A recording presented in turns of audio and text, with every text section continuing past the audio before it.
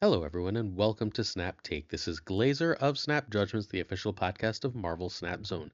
And today, I've got four awesome decks for you. I know you're absolutely shocked, but what's really shocking and really thrilling and really awesome is that Marvel Snap is back in America. If you didn't delete the app, you should be able to play. If you did delete the app, I strongly suggest you go find an APK. Just Google Marvel Snap APK. You can figure out how to download it through there, and you should still be able to play.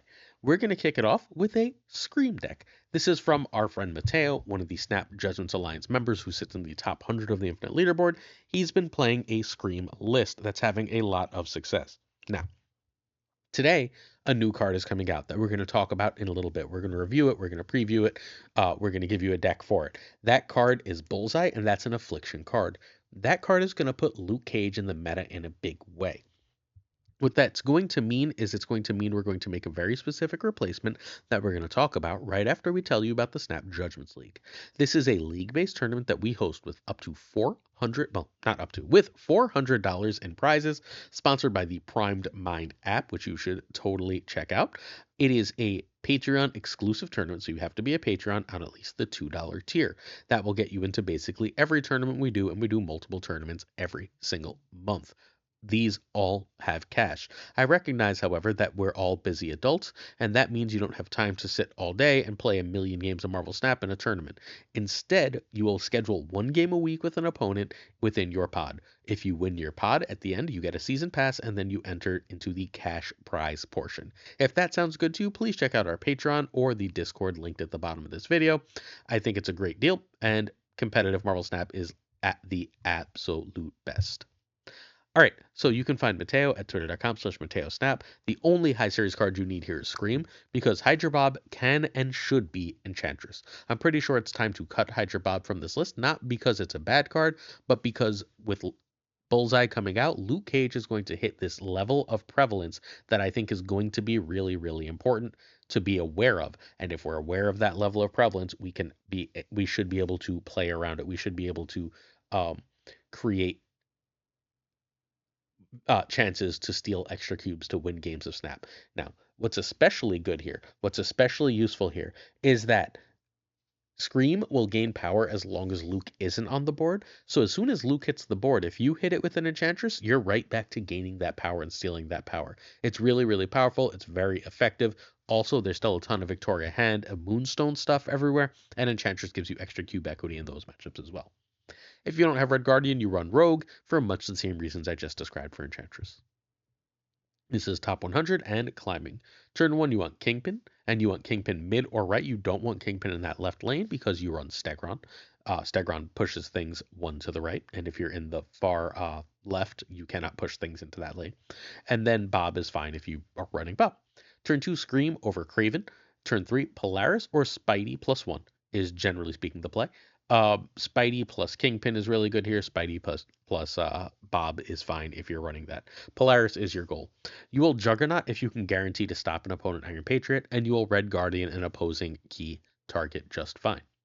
Turn 3 is generally speaking one of your threes and Miles, if possible. Good. So this is a really good time to play Red Guardian and Miles if you played Polaris on 3, for example. If not, you just drop Stegron. Stegron's good. It's really good stats, and it plays for more stats than it looks like because of Scream, Craven, and Kingpin. Kingpin, by the way, also, generally speaking, because of Craven, wants to go mid or right. After that, turn 5 is Stegron plus a 1-drop, and again, that could be Kingpin, that could be Miles. If you're running Bob, that could be Bob. Or you can just drop Arrow. Arrow is a 5/10. 5/10 is good stats. Turn 6, you want Magneto or Arrow plus 1. I don't know why I wrote +2 there, excuse me. Or Juggernaut and whatever else you can, and usually that means Red Guardian, but it could mean something like Spidey and a 1-drop. It could mean something like Polaris, etc. So that's how you play this list. I'd like to offer one suggested change here. We're going to talk about Bullseye's perfect shot right after, but the one suggested change is I'm partial to Heimdall in these lists because what they allow me to do is they allow me to sort of pile up on a Craven, get a few cards on a Craven, get a Craven to like a 2/7, and then if I move everything with Heimdall, which opponents almost never expect, I end up with like 14 or 15 power, which is an absolute ton. So I like Heimdall a little more than Magneto in this, but your mileage here may vary. The Heimdall play also helps you to play around the Scream silence. So the two changes I would make right now are Enchantress for Bob and Heimdall for Magneto, but I think this list is absolutely stellar either way and one that is worth playing right now. I know that people said Scream was dead. I know that it was nerfed and it doesn't feel as good, but it's still very powerful and I think it's in a really good place that and worth checking out. Before we get to our review of Bullseye and our Bullseye deck, I just want to ask you to hit that sub button if you're willing. We give you 7 days a week of Marvel Snap videos. We will be doing either 8 or 9 videos this week, including editing our stream of the Series 4 and 5 tier list into one giant video. So if you're interested in the most consistent Marvel Snap content, the best decks before anyone else, please hit that sub, like, and comment if you're willing to. Cool? Thank you so much for that. In addition, we are giving away a season pass. We're announcing last week's Iron Patriot winner in this video, and we're giving away another Iron Patriot this week. All you have to do is sub, like, and comment. Got it? Sub, like, comment, and then you will get your Iron Patriot. Bullseye is the new card that comes out today. He is a 3/3 activate. Discard all cards that cost 1 or less from your hand. Afflict that many different enemy cards with -2 power. And please note, he afflicts different enemy cards, not one card more than once, as near as we can tell.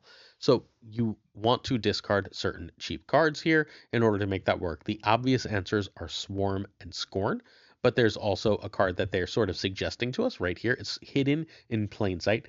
Dokken should be really, really good with Bullseye, especially if we can get multiple shards. All right, so Bullseye comes with 2 cards, Kara and Marvel Boy. Kara and Marvel Boy are both Zoo cards. If you want to play Zoo, you should absolutely open for Kyra and Marvel Boy. Yes? If you don't want to play Zoo, then Kyra and Marvel Boy are semi-useless too. Although Marvel Boy and Kyra sometimes go in Thanos. It's a Thanos Zoo thing anyway.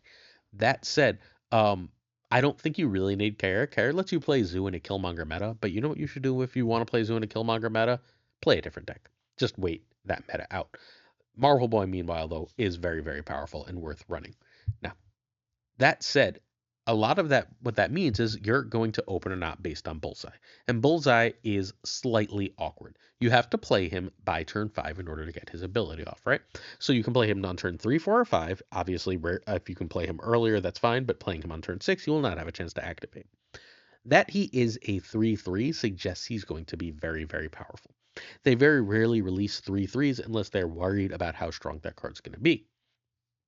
That said, as of right now, he's completely turned off by Luke Cage. Luke Cage says, no, you don't do anything at all. That's an important distinction because for at least this week, he's going to be really hard to evaluate because Luke's going to be everywhere. I expect the real value of him to be using him to discard stuff in decks that really want to discard, and that his negative is sort of going to be an extra benefit from getting that discard. That's what I would be looking to do with him, especially right at first, which is why, once again, we're thinking of Dokken, and why, once again, we're going to take a look at that deck we look at once we get to this card. Now, Bullseye is not a card I think is going to be very good, but like every other content creator in the game, like every other person who plays Marvel Snap, I am often wrong. If you write down your predictions every month, you will find that you too are often wrong. It is very hard to be very good at predictions. Some people think this is going to be one of the best cards of the month. Some people think this is going to be trash. I think this is going to be trash. I thought Loki was going to be trash, and Loki was for a long time the best card of Marvel Snap. I thought that War Machine was going to be great. War Machine was originally unplayable. Sometimes I get cards right that other people get wrong. I knew Legion and Cannonball were going to be amazing. It is very, very hard to do this. And so instead of taking my day one word, you get no benefit unless you are swimming in resources from opening for Bullseye immediately. What I suggest you do is you come back on Thursday to this video. On Thursday, I will have about 10-ish top player thoughts on Bullseye. Top players almost always try out the new card. I'll have 10 people give their perspective on Bullseye, and we will see what they think. After that, we will go on from Bullseye. We will on Friday take a look at that information combined with my experiences. And don't forget, I stream later today with this card. So if you're interested, I should be streaming at about 6:30 p.m. Eastern, just giving some Bullseye gameplay. So 6:30 p.m. Eastern, we will see Bullseye in action. Friday's video, I will take a look at those stats, my own experiences, and top player thoughts, and give you a weekend mission recommendation. Weekend missions are the first time you get a benefit for owning the card. You get like 200 tokens. Then on Monday, I will do a last chance review of the card. Weekend missions mean the card gets played exponentially more than it does earlier in the week, at which point I will have almost guaranteed information about how good this card is going to be.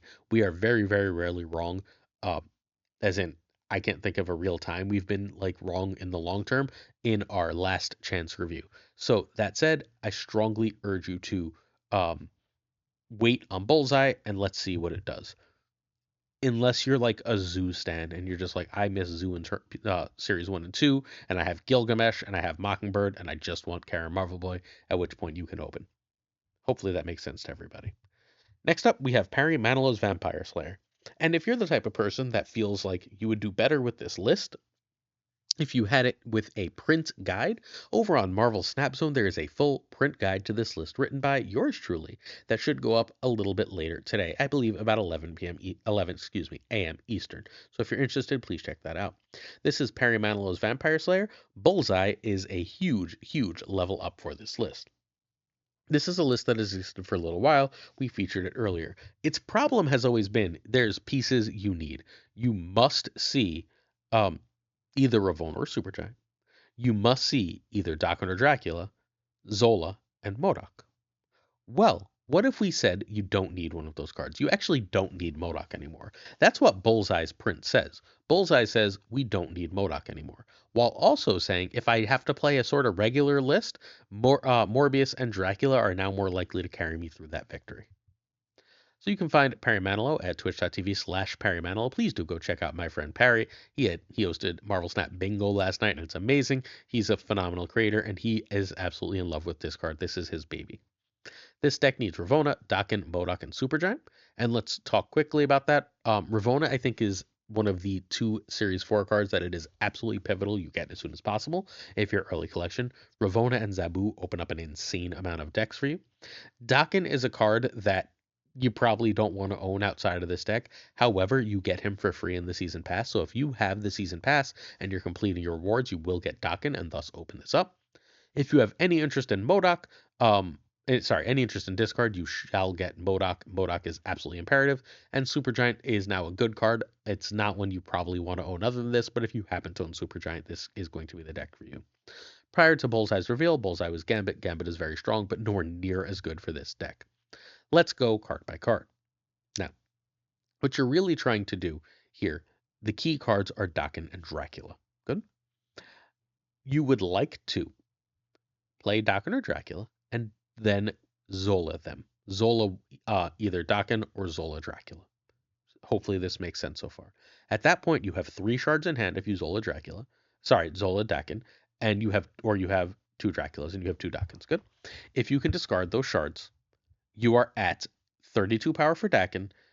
If you're doing that with Dracula, your job is to play MODOK, empty your hand out as best you can, and then get Dracula to discard Apocalypse twice. That's often like a 25-30 power lane as well, if you can get the discards going well. How do you enable this? All right. So what you're going to want, Blade is here largely not as really a discard trigger for when you're doing the Daken game plan. Blade is here because he's really nice as an extra card that you can play in the Apocalypse game plan.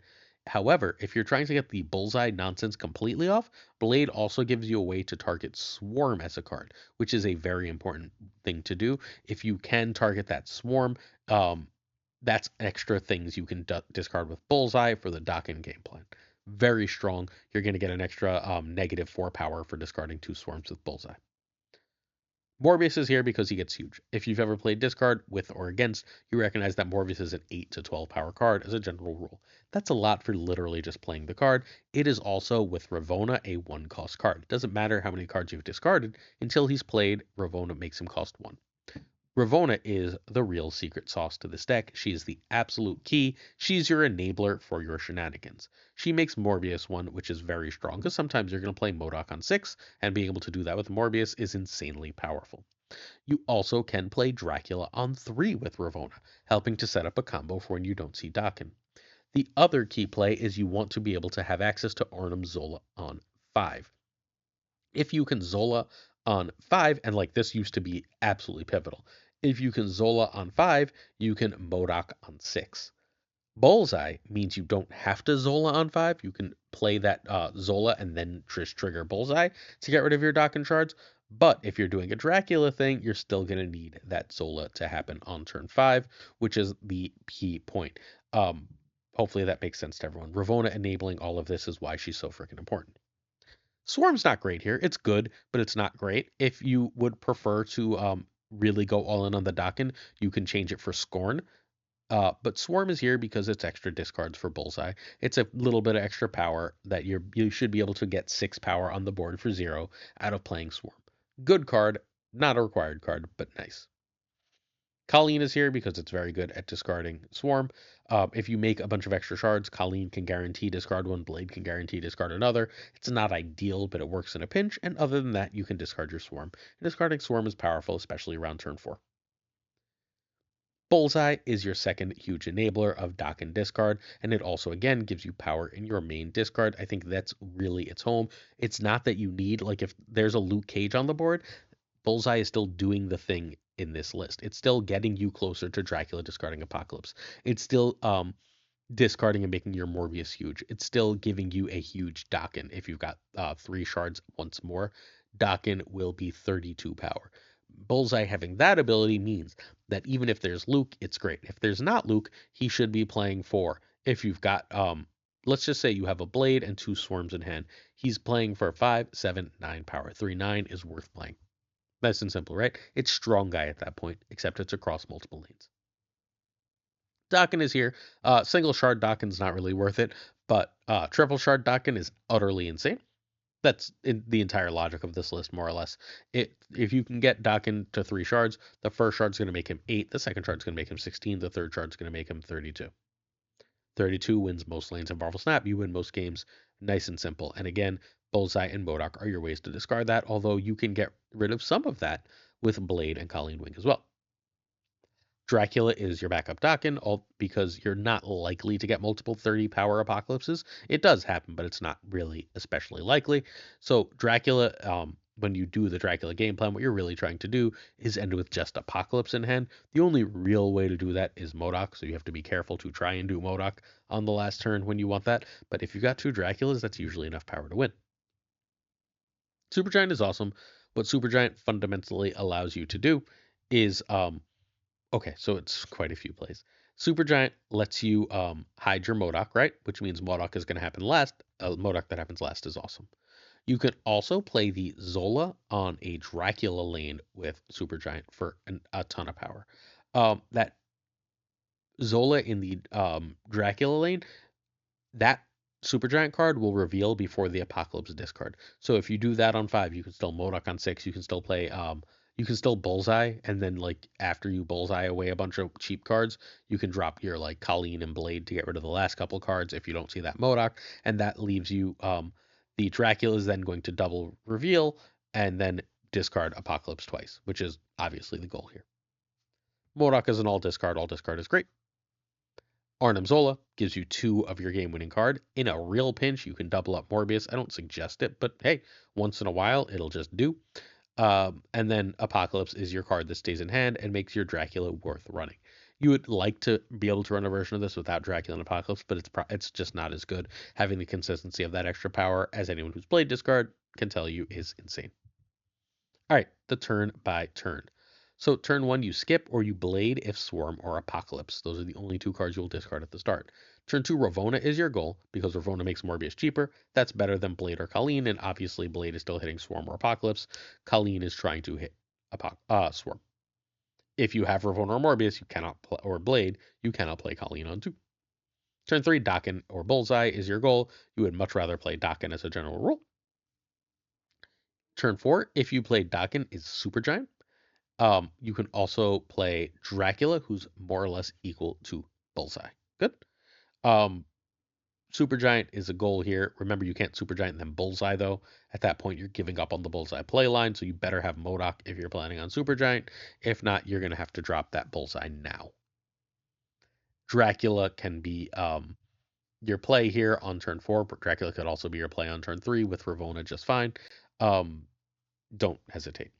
If you played Supergiant, you want MODOK on turn 5. You can also do that Zola play I described earlier, where you Zola on top of a Dracula. But at that point, you have to have gotten Dracula out on turn 3, really, right? If you played Ravona, you can Zola on Dakin here, and then play Dracula. Turn 6, you can also Zola on Dakin, but at that point, you either have to have Modok hidden or be able to trigger Bullseye. That is an extra way to do it. That is the real power of Bullseye in this list. Or you can do Modok and trigger Bullseye. You can also play Swarms out, which is really really important if you need that Dracula. But otherwise, like if you're just discarding extra shit with Zola, it's not all. To power up Dakin, it's not that important.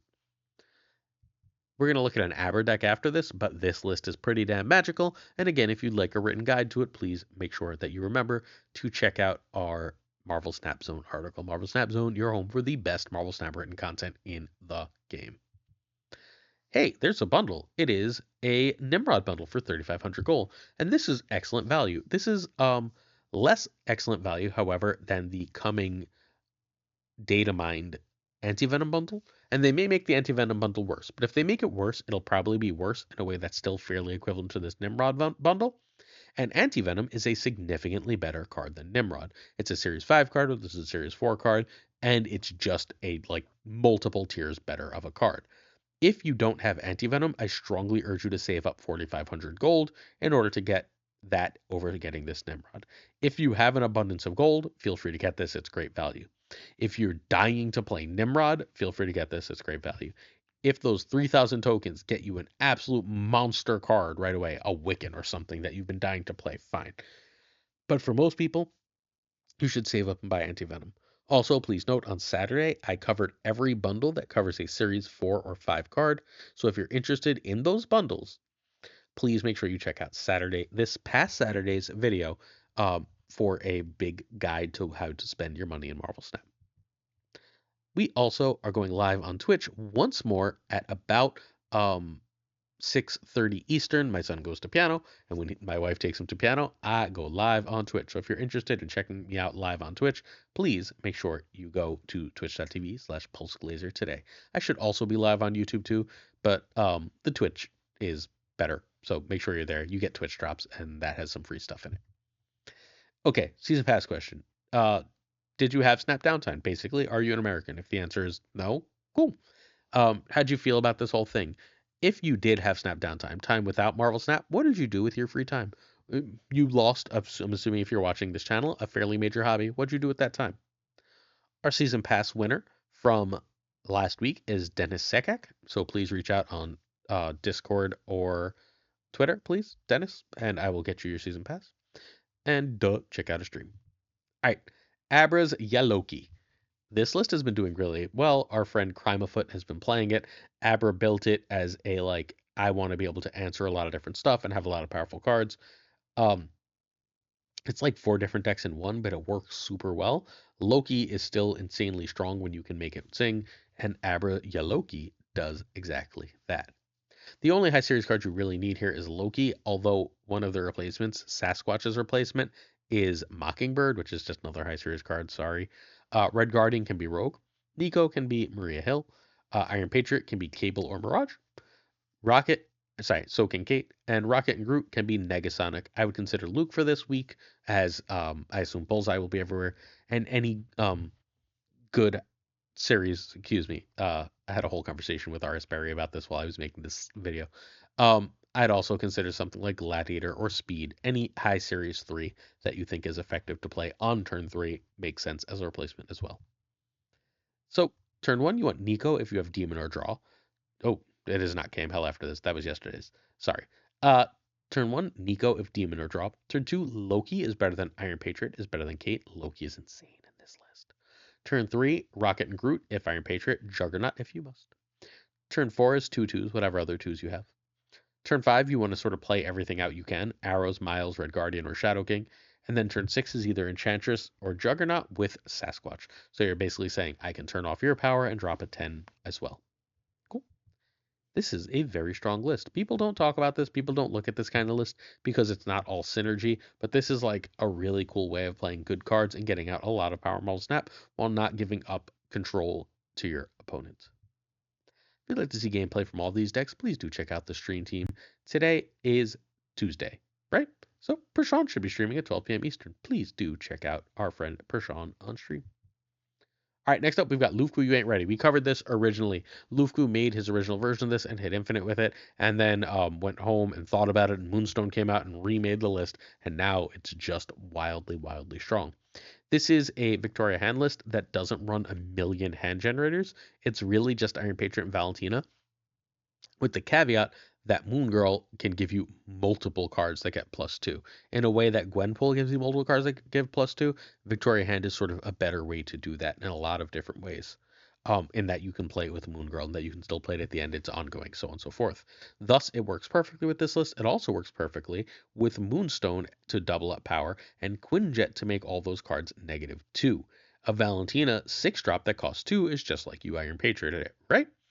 Um, However, if you manage to get an Iron Patriot off and then you can do the Moonstone Quinjet thing, that card is free almost no matter what. Awesome, awesome power. She-Hulk has a ton of power. Everything else here just sings together. You can find Lufku on Twitch at twitch.tv/Lufku9. This deck needs Zabu, Victoria Hand, and Hope. Those 3 cards are required. Moonstone can be Frigga or Mystique. I don't love Mystique as a replacement, but you do have both Victoria Hand and Quinjet as potential copies that you can double, so it's okay. Frigga is generally excellent in this type of list. Gwenpool can be Galacta if you don't have Gwenpool. In fact, I kind of like Galacta a little better. The difference is that Gwenpool fairly often wants to come out on turn 5, and if you're playing one on turn 5, then all of a sudden Gwenpool is better. If you're playing it anytime before turn 5, I think Galacta is usually better unless you're running Mysterio. Turn 5, Hydra Bob is better than Maria Hill or Titania. That's just nice. Sorry. Um, Maria Hill gives you an extra generated card that you can make cost 1, which is really valuable. And then Titania's power is basically you can play her on the last turn of the game, and you should be able to throw priority fairly often. And she's a 1/5 or 1/7 there. Hydra Bob is a 1/4 to a 1/6, so it's less good. But if you do somehow get priority, he doesn't like break the game, and you can play him early in a pinch. Valentina and Iron Patriot can be Black Swan, Mirage, and Maria Hill. Black Swan gives you basically free stuff to do at the end of the game. Mirage and Maria Hill are card generators. So, turn 1, you want Zabu over Sunspot, since that's more or less equal to Quinjet. You're going to have to read the board and figure it out. If you already have Moonstone, maybe you want Quinjet. If you have She-Hulk and you are already ready for that, maybe you want to get Sunspot and make sure you're going to be able to take advantage of that extra energy. You're going to try and get them both down, but you definitely want to decide based on hand. Turn 2 is Iron Patriot over Valentina, especially if Quinjet, which is better than hand. If you already have Moonstone, you can choose to hold Victoria Hand. But if you can get 2 Victoria Hands, especially with Quinjet, off of Moon Girl, that's very, very often worth it. That's just crazy power, especially with Moonstone. Moon Girl and Moonstone go really well together in this.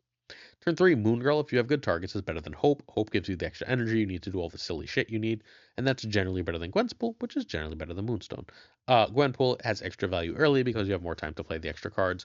Moonstone is incredible, and if you have Quinjet, move it on up the list, especially if you have the other generators. Turn 4, Moon Girl is better than Gwenpool, which is more or less equal to Moonstone on Quinjet or Hand. And again, it's going to depend on what you've generated, whether Moonstone on Quinjet and Hand is worth it versus Gwenpool. Turn 5, pass if you have double She-Hulk. If not, you want to play one of your other 4-drops in combo. You can just drop Moonstone and Quinjet right there as well. Turn 6, you play everything. Generated cards, powerful stuff, extra She-Hulks if you skipped, and you have so much power the opponent cannot possibly keep up, and they cannot possibly be ready for it. Chef's frickin' kiss. Think of beauty is this list. Give it a try. It's at the end of the video as a nice little treat for everyone who stuck around the whole time. Questions of the day. Our first is from Strangerson, who says, my favorite and least favorite OTA change. So I decided to go back to November. He's asking specifically about recent ones. So my favorites are Sentry. Giving Sentry back that power was huge. Mr. Fantastic is brilliant. It takes a card that didn't exist and makes it exist. The recent Arishem nerf, I think, was very good. I think the card is about as good as it was, like a little worse, but not terribly worse. And people stopped playing it, which is kind of amazing. So well done. They brought Thanos back to the meta by putting it starting in hand, and I think that's great. And I really like the extra power they gave Heimdall. I know move is everywhere, but giving Heimdall extra homes because it has 10 power I think was cool. My 2 least favorite changes are Scream. I think Scream as a budget option was great, and no one was complaining, so even if it was very good, it wasn't a problem. So I think there's a difference between being great and being a problem. And Surtur, I think could have its power back. I never thought that deck was oppressive. I thought the meta was moving on from it when it got nerfed, and I wish it had its 5 power still. Frostman and Pyro both ask what my hopes for compensation are. Most of my hopes for compensation are that they give us back alliance rewards this week. They just like say, here, you all get alliance rewards. You all get the Scar and not Scar, the Null and X23, and then you all get your weekly missions done, and maybe an extra like 1,000 tokens on top. That is my general hope. I don't think they have to go crazy. This obviously wasn't their fault. I don't have time for the silly conspiracy theories that they knew about this and this was their trick to get people to spend money before they close down. That doesn't make any sense. Keeping the game open obviously makes them a lot more money than closing the damn game. So, yeah, I think that that's my general hopes for this list. Sorry, for this compensation. Searches support on our Patreon come with on-air thanks. I'm going to say thank you to Abigail Heason, Mandatory Burnout, Irregardless, David G. Wingfield, Dirty Casual, Danton, who left the game. Bye, Danton. This will be your last time here. Much love. Always kind, LAB, Fathor, Newman, Inc., I Am Frostman, Jota Navarrete, YOLO Potato, Thinking Poker, Primed Ryan, Orion Burke, and Ryan Wood. Props to Ryan. Primed Ryan for, props to Ryan, as I said 3 Ryans now. Props to Primed Ryan for awesomely, excuse me, sponsoring Snap Judgments League. He's in charge of that Prime Mind thing that I keep talking about. The King of Questions, Kertix Lee, Koire, coming all the way from Japan, and Kertix, we will get to your question of cards that should have gone with Bullseye tomorrow, I promise. Kertix, I don't know what I'm even saying anymore. I'm sleepy. Kazushi, Archangel 3K, Profros, The Goat Seeker. What's up, Goatsy? Hollowed, Synth, hi Synth. Quid Pro Joe, Snap Decisions Joe. What's up, Joe? Joe, when you have me on, my friend. But Nick, Mr. Kerfuffle. What's up, Kerfuffle? Cables, traveling safe, hopefully.